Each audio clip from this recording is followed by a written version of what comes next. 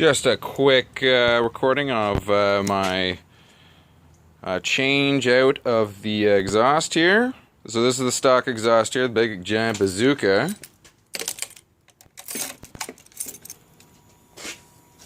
Start her up.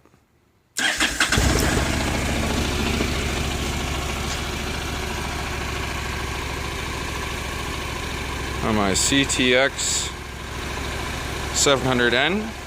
Not bad. Pretty quiet actually. Alright.